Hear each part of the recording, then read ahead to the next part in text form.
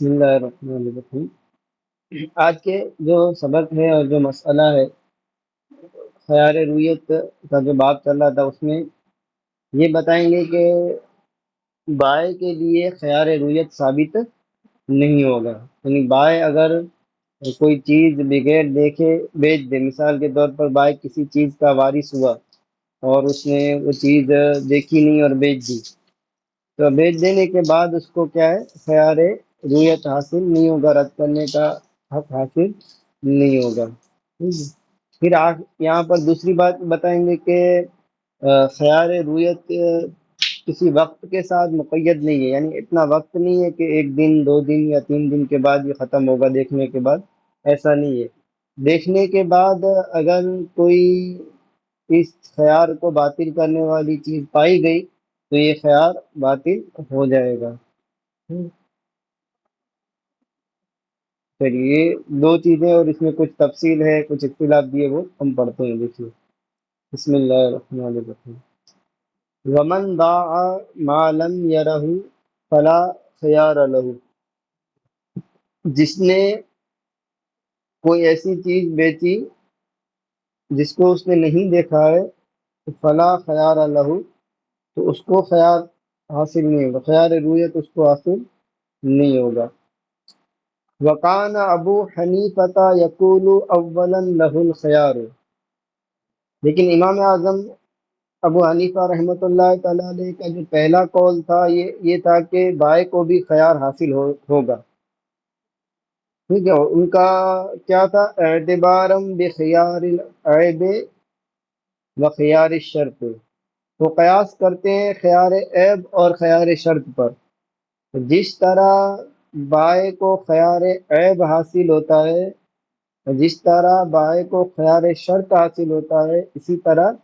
بائیں کو خیار رویت بھی حاصل ہوگا۔ یہ امام اعظم پہلے دلیل کے طور پر بیان کرتے ہیں، اور دوسری دلیل یہ کہہ رہے ہیں کہ وہذا، اور یہ جو خیار ہے بائیں کے لیے، لأن لزومہ بتمام الردا زوالا و ثبوتا، اس لیے کہ کہہ رہے ہیں کہ لزومہ ہو یعنی بے کا لازم ہو جانا، مکمل ہو جانا، بتمام الردا، رضامندی کے مکمل ہونے کے ساتھ ہوتا ہے۔ جب رضامندی مکمل ہو تو بے تام ہو جاتی ہے، لازم ہو جاتی ہے۔ اب یہ کیا ہے، زوالن ہو چاہے ثبوتن ہو، زوالن و ثبوتن۔ زوالن کیسے کہ بائیں اپنی ملکیت سے کوئی چیز زائل ہوگی تو اس پر اس کی کامل رضامندی ہوگی، تب بے لازم ہوگی، اور مشتری کی ملکیت میں کوئی چیز ثابت ہوگی تو وہ کامل رضامندی اس کی ہوگی، تب بے لازم ہوگی۔ ٹھیک ہے، تو یہ کیا ہے، تمام رضا سے کیا ہے، اس کا لزوم ہوتا ہے۔ ولا يتحقق ذلك الا بالعلم باوصاف النبی، اور یہ تمام رضا ہے، رضامندی کی جو کمالیت ہے وہ کیا ہے، اوصاف مبی کو جانے بغیر حاصل نہیں ہو سکتا، یعنی جب تک مبی کو اوصاف کو نہ جان لے تب تک کامل رضامندی حاصل نہیں ہوتی، اور ظاہر ہے وذالک بالرؤیت، اور یہ دیکھنے سے ہی ہوگا۔ ٹھیک ہے، کیونکہ جو چیز ہم دیکھ کر جو اس کے اوصاف کو جان سکتے ہیں اس کو بیان کر کے نہیں جان سکتے۔ کہہ رہے ہیں کہ فلم یکن البائع راضیا بالزوال، تو بائع کیا ہے، راضی نہیں ہوگا اپنی ملکیت سے اس چیز کے زوال پر مکمل طور پر۔ یہ تو امام اعظم کے پہلے قول اور اس کی دلیل تھی۔ ووجہ القول المرجوع الیہ، اور جو مرجوع الیہ قول ہے، یعنی امام اعظم نے پھر رجوع فرما لیا اور فرمایا کہ بائیں کے لیے خیال نہیں ہوگا، تو مرجوع الیہ قول کی کیا صورت ہے، کہہ رہے ہیں کہ انہ معلق بالشراء لما روینا، کہ جو خیار رویت ہے وہ شراء پر، خریدنے پر کے ساتھ معلق ہے، جیسا کہ حدیث پیچھے ہم نے پڑھی تھی کہ جب وہ کیا ہے، کوئی چیز خریدے تو یہ خیار رویت حاصل ہوگی، تو کہہ لیں گے فلا یثبت دونہ، تو شراء کے بغیر خیار رویت ثابت نہیں ہوگی، خریدنے کے وقت پائی جائے گی، بیچنے کے وقت نہیں پائی جائے گی۔ ورویہ ان عثمان بن عفان رضی اللہ عنہ باع ارضا بالبصرۃ من طلحہ ابن عبید اللہ،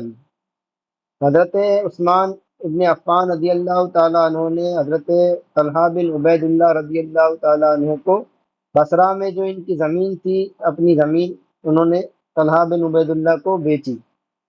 فقیل لطلحہ انک قد غبنت، تو حضرت طلحہ رضی اللہ تعالیٰ عنہ کو یہ کہا گیا کہ آپ کو کیا ہے، مطلب قد غبنت یعنی آپ کو زیادہ کیا ہے، بھاؤ ہو گیا ہے آپ کا، ٹھیک ہے، آپ کو غبن ہو گیا ہے۔ فقال لی الخيار، تو حضرت طلحہ بن عبید اللہ نے کہا کہ مجھے تو اختیار ہے، خیار حاصل ہے، کیسے؟ لأنی اشتریت ما لم ارہ، کیونکہ میں نے چیز خریدی ہے جو دیکھی نہیں ہے، ظاہر ابھی دیکھی نہیں ہے تو بھی مجھے اختیار ہے، اگر غبن ہوگا تو میں واپس کر دوں گا۔ فقیل لعثمان انک قد غبنت، اور حضرت عثمان غنی رضی اللہ تعالیٰ عنہ کو بھی کہا گیا کہ آپ کو بھی غبن ہوا ہے۔ فقال لی الخيار، تو انہوں نے کہا کہ مجھے بھی خیار ہے، یہ انی بعت ما لم ارہ، تو میں نے ایسی چیز بیچی ہے جو میں نے کیا ہے، دیکھی نہیں ہے۔ فحکم بینہما جبیر ابن مطعم رضی رضی اللہ عنہ، تو انہوں نے، دونوں نے حضرات نے جبیر بن مطعم رضی اللہ تعالیٰ عنہ کو حکم بنایا، فیصلہ کرنے والا بنایا۔ فقضا بالخیار لطلحہ، تو انہوں نے خیار طلحہ کے لیے کیا ہے، فیصلہ کیا کہ خیار طلحہ کو ثابت ہوگا کیونکہ خریدنے والا وہ ہے۔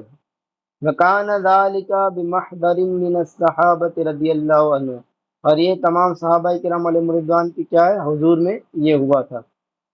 ٹھیک ہے، تو یہ اس پر اجماع ہو گیا، تو اسی قول کی طرف پھر امام اعظم نے کیا ہے، رجوع فرما لیا۔ یہ بات یہاں پوری ہوئی۔ اب وقت کے بارے میں بتا رہے ہیں، ثم خیار الرؤیت غیر موقت، تو خیار رویت کا کوئی وقت مقرر نہیں ہے، بل یبقى الی ان یوجد ما یبطلہ، بلکہ باقی رہے گا اس وقت تک جب تک ایسی کوئی چیز پائی جائے جو کیا ہے، اس کو باطل کر دے۔ تو خیار رویت باطل کرنے والی چیز کے پائے جانے کے بعد کیا ہے، ختم ہوتا ہے۔ وما یبطل خیار الشرط من تعیب او تصرف یبطل خیار الرویت، اچھا یہاں اس کو وما یبطل پڑھ لیں، وما یبطل خیار الشرط، جو چیز خیار شرط کو باطل کر دیتی ہے، کیا ہے وہ چیز؟ من تعیب، عیب دار ہو جانا چیز کا، اور تصرف، یا اس میں تصرف کر لینا مبی میں، تو یبطل خیار الرویت، تو یہ بھی کیا ہے، خیار رویت کو بھی کیا ہے، باطل کر دے گی۔ یعنی اگر مشتری نے چیز دیکھی نہیں تھی اور اس کے بعد اس نے اس میں عیب پیدا ہو گیا، ٹھیک ہے، یا اس نے تصرف کر لیا، تو پھر کیا ہے، اس کا خیار رویت باطل ہو جائے گا۔ اب لیکن اس میں کچھ تفصیل ہے، تصرف کرنے کے بعد تصرف دو طریقے کا ہوگا، ایک تو ایسا تصرف ہو کہ جو کیا ہے، جس کا اٹھانا ممکن نہ ہو، ٹھیک ہے، یعنی اس کو اب دور نہیں کیا جا سکتا، ایسا تصرف کر دیا، اور ایک تصرف ایسا ہوتا ہے کہ جس کو کیا ہے، ختم کرنا ممکن ہو، تو دونوں کا حکم الگ ہے، اس کو بتا رہے ہیں۔ ثم ان کان تصرفا لا يمكن رفعه، پھر اگر ایسا تصرف کیا مشتری نے کہ جس کو نہیں اٹھانا ممکن نہیں ہے، کلعطا کے و تدبیر، جیسے غلام کو آزاد کر دیا یا مدبر کر دیا، او تصرفا یوجب حقا للغیر، یا ایسا تصرف کیا کہ جس میں دوسرے کا حق ثابت ہو جاتا ہے، کل بیع المطلق، جیسے وہ چیز کسی اور کو بیچ دی، والرہن، یا رہن میں رکھ دی، والاجارت، یا اجارے پر کسی دوسرے کو دے دی، تو کہہ رہے ہیں کہ یبطلہ قبل الرویت و بعدہا، تو ایسا تصرف کہ جس کو اٹھانا ممکن نہ ہو یا جس کی وجہ سے غیر کا حق ثابت ہو جائے،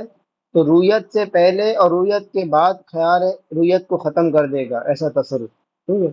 یعنی چاہے دیکھی ہے وہ چیز چاہے نہیں دیکھی ہے، دونوں صورتوں میں خیار رویت کیا ہے، ختم ہو جائے گا، جبکہ مبی میں ایسا تصرف ہو جائے کہ جس میں کیا ہے، اٹھانا یا جس کو کیا ہے، جس کے ساتھ دوسرے کا حق ثابت ہو جائے۔ لأنه لما لزم لأنه لما لزم تعذر الفسخ وبطل الخيار،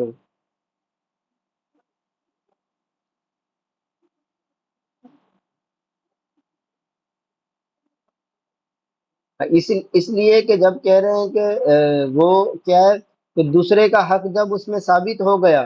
یا جب اس کو اٹھانا ممکن نہ ہوا تو تعذر الفسق، فسق کیا ہے؟ متعذر ہو گیا، اس کو اب آپ ختم نہیں کر سکتے بے کو، جب بے ہی اب فسق نہیں ہو سکتی ہے تو فبطل الخیار،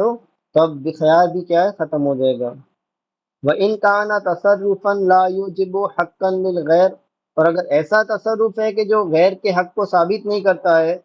کل بیع بشرط الخیار والمساومت والہبت من غیر تسلیم، جیسے شرط خیار پر بیچ دیا مشتری نے، یا والمساومت یا بھاؤ کرانے کے لیے دے دیا، یا ہبا کیا من غیر تسلیم بغیر سپرد کیے، تو لا یبطلہ قبل الرویت، تو کیا ہے؟ خیار رویت کو ایسا تصرف دیکھنے سے پہلے کیا ہے؟ باطل نہیں کرے گا۔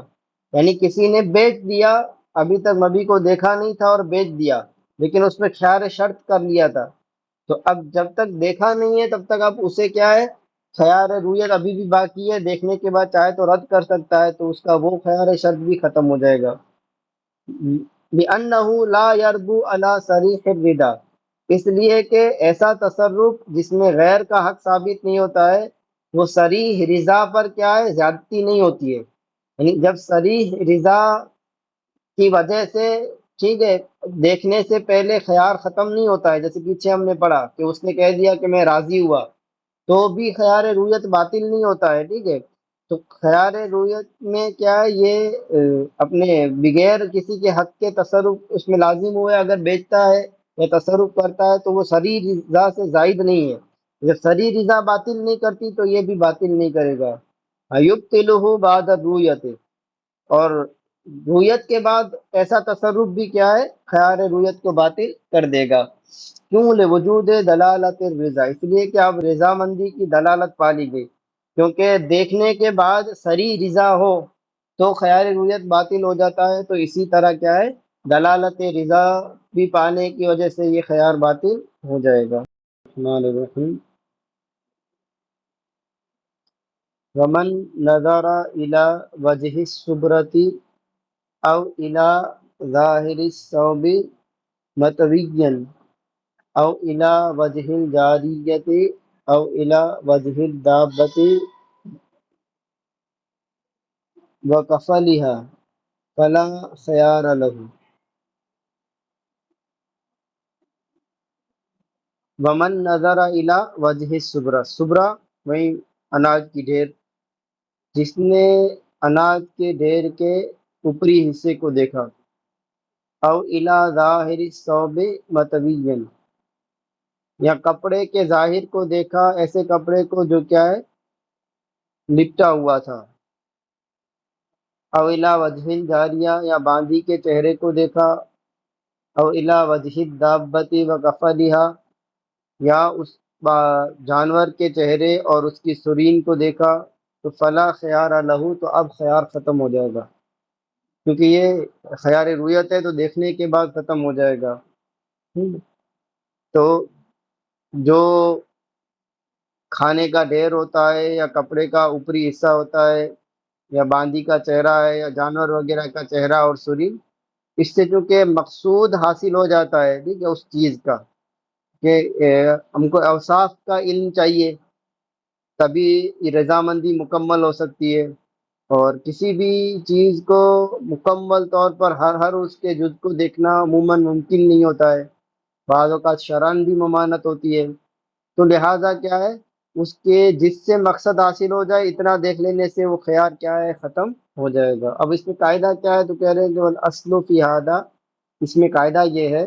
کہ ان رویت جمیع المبیع غیر مشروط، پوری مبی کو دیکھنا شرط نہیں ہے، کیوں؟ لتعذرہ، جو پورے مبی کو دیکھنا یہ اس میں کیا ہے؟ تعذر پایا جاتا ہے، عذر پایا جاتا ہے، جیسے باندی ہے یا غلام ہے، ظاہر ہے اس کی ستر عورت کو تو نہیں دیکھ سکتے ہیں، اسی طرح کھانے کا ڈھیر ہے، گیہوں وغیرہ کا ڈھیر ہے بہت بڑا ہے، ہر گیہوں کے دانے کو تو ظاہر ہے کوئی نکال کے نہیں دیکھے گا، فیکتفی برؤیت ما يدل فیکتفا برؤیت ما يدل علی العلم بالمقصود، تو اکتفا کیا جائے گا برؤیت، اتنے کو دیکھنے پر ما يدل علی العلم بالمقصود، جو مقصود ہے اس کے علم پر جو دلالت کرے، اتنی چیز کو دیکھ لینے پر اکتفا کیا جائے گا، یعنی اس چیز سے جو اس کا مقصد ہے، اس پر علامت کرنے والی جو چیز ہے، اس کو دیکھ لینے پر کیا ہے، اکتفا کیا جائے گا، پوری دیکھنا ضروری نہیں ہوگا۔ ولو دخل فی البیع اشیاء، اب اگر ایسا ہوتا ہے نا کہ اب اس طور پر تین چیزیں تین اعتبار سے ہو جائیں گی، ایک تو کوئی چیز ایک ہی ہو، ٹھیک ہے، یا پھر وہ چیز متعدد ہوں گی لیکن ان کے جو افراد ہیں وہ کیا ہے، ان میں تفاوت نہیں ہوگا، یا پھر وہ چیز متعدد ہوں گی یعنی ان میں بہت زیادہ تفاوت ہوگا ان کے افراد میں، تو تینوں کی صورتیں الگ الگ بنیں گی۔ دیکھیے ولو دخل فی البیع اشیاء، اگر بیع میں بہت چند اشیاء داخل ہو، ٹھیک ہے، چند اشیاء خریدی ایک ساتھ،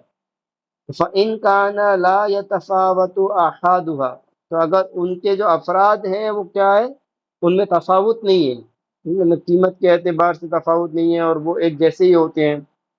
کل مکیل والموزون، جیسے مکیلی چیزیں موزونی چیزیں ہیں،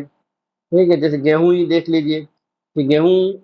اگر 1 کلو 2 کلو یا سے زیادہ خریدے تو جو گیہوں ہوتے ہیں وہ ایک جیسے ہی ہوتے ہیں کیونکہ یہ موزونی چیز ہے، اور یہ کہ ان کے افراد متفاوت نہیں ہوتے، اس کی علامت کیا ہے، وَعَلَامَتُهُ أَن يُعْرَضَ بِالنَّمُوذَجِ، اس کی علامت یہ ہے کہ ان کو نمونے کے طور پر پیش کیا جاتا ہو، جب اپنے گیہوں خریدنے جاتے ہیں تو عموماً تھوڑا سا دکھا دیا جاتا ہے نمونے کے طور پر، تو پتہ چلا کہ باقی جو بھی جیسے گیہوں کی بوری ہے تو اس میں سے تھوڑا دکھا دیا تو مطلب یہ ہے کہ باقی جیسے ہی ہوں گے کیونکہ ان کے افراد میں گیہوں میں اتنا زیادہ فرق نہیں آتا ہے۔ تو یہ کیا ہے، ایسی چیزوں میں کیا ہے، یکتفا برؤیت واحد منہا، ان میں سے کسی ایک کی رؤیت پر اکتفا کر لیا جائے گا، یعنی اگر کسی ایک کو بھی دیکھ لیا گیا، اس کے یہاں چند افراد کو دیکھ لیا گیا تو کافی ہو جائے گا، یعنی مٹھی میں سے گیہوں نکال کر دیکھ لیا تو کافی ہے، پوری پوری بوری دیکھنا یہ ضروری نہیں ہے، خیال ختم ہو جائے گا۔ ہاں یہ ہے کہ الا اذا کان الباقی اردأ مما رأى فحينئذ يكون له الخيار،